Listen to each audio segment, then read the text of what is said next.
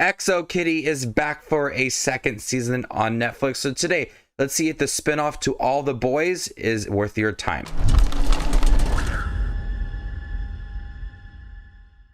Teen matchmaker Kitty Song Covey is back in Seoul for a new semester at KISS. She's single for the first time in a long time and ready for a fresh start. No more meddling, no more drama, maybe just some casual dating. Emphasis on casual. But she has more to worry about than love life, as a letter from her mother's past sets her on a wild journey. I liked XO Kitty. I also liked To All the Boys film series.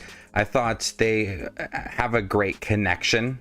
I like the character of Kitty Song Covey in that film series, so I was excited to see a series focused on her. And the second season continues her time in Seoul and her time at KISS, and she realizes that she has to focus on her academics this time around.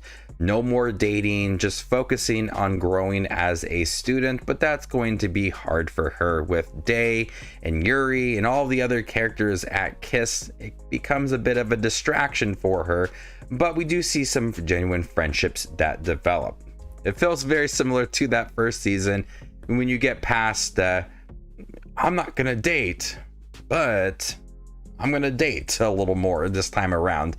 And so you have her exploring a little more of herself with Dae and Yuri in here. She is going to KISS to find more about who she is. Yes, she wanted to learn about her mother as well, but this is a chance for her to understand really who she is. And the second season does a great job of slowing moments down, looking at certain relationships, having her reflect on her life and relationships that she has.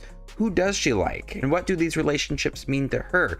And I really like that personal aspect to it. When you get past that first season, now you can understand the character relationships, who Kitty is, her relationship with Yuri and Dae, and all the other characters. You can kind of get a better understanding of who Kitty is, and you're on this journey with her, and you want to see her develop. And we get that a lot within this second season. So there's a lot of personal growth for Kitty as she is back. She is trying so hard to focus on academics, but all the relationships and friendships are distracting to her in a good way, because we do see some genuine relationships that develop throughout this second season. And there are new characters that are introduced that kind of throw a wrench into certain relationships. Does she still have feelings for Yuri and Dae? Does she want to explore these relationships, or is she going to finally put them all behind her? And that question around a lot of characters just really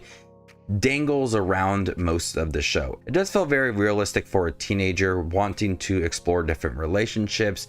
You know, one day that you may like this person, but another time you might have feelings for this person, and she's just trying to enjoy her time at KISS, but also these relationships are just growing throughout. There's so much more that Kitty does at KISS, as a letter from her mother's past starts her down this journey of discovering more about her mother and her family. And that's where a lot of the emotion for the show lies in. She wants to know more about her mother. She wants to know more about her time at KISS and her family in Seoul. And we see some genuine moments coming from Kitty as she's exploring all of this and learning things about her mother. And there's some really good emotions that really start to challenge this character. And there's a very natural emotional performance from Anna Cathcart, as she does handle a lot of the emotion for Kitty very well. We feel all of that raw emotion about learning about her mother and exploring all of that. That desire to learn about who she is a strong aspect within the second season. Not reading the synopsis or any of the taglines in the second season on Netflix, I was surprised that Peter returned. I welcomed that. I absolutely loved Peter within the film series, so it was so cool to see him in here. Don't want to spoil too much about what he does or how long he's involved in the show, but it was a big surprise and left this smile on my face. Real quick, if you're interested in checking out XO Kitty Season 2 on Netflix, give this video a thumbs up, and if you have seen the second season, comment down below with your overall thoughts on the show. If you'd like to see more exclusive content from me, consider joining my channel as a member, and there you can unlock exclusive movie reviews and ranking videos. While I did like season 2 of XO Kitty, a lot of it does feel very familiar to that first season.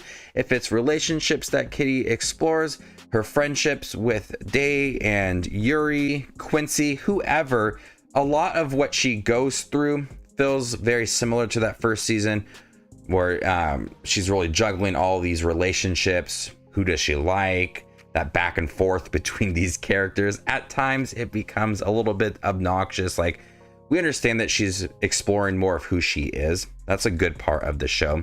And she's trying to understand who she's really interested in. And I'm right on board for that. But a couple episodes she's interested in this person. A couple episodes she's interested in this person. She goes back to this person. Just back and forth. Very much like that first season. And so I found myself drawn more to scenes outside of Kiss when it came to her mother and this letter that she's reading, learning about her family's past and her connection with other family. I found myself more interested in that. And I did like all that development for Kitty and understanding who she is, but it feels very similar to that first season and just kind of back and forth for all these different characters, and introducing new characters only adds to the drama of the show, which I'm there for, but it does throw in more of a wrench for these relationships and who Kitty likes or doesn't like. So if you've seen the first season, you're gonna get the same thing for the second season in terms of relationships and that back and forth between everybody. It does feel typical for a teenager, but I've seen that already in the first season. But I still liked most of the second season with Peter and exploring all of the past and looking at her grandmother and all of that. There is some strong aspects to season 2 that does provide a lot of emotional moments for Kitty, and that is the best part of season 2. I'm gonna go ahead and give XO Kitty season 2 a B. Thank you guys for checking my review for XO Kitty season 2 on Netflix. Have you guys seen it by chance? What do you think about it? Let me know in the comment section down below, and stay tuned for more up and coming content like this. My name is Justin Watches Movies, and you guys stay classy, YouTube.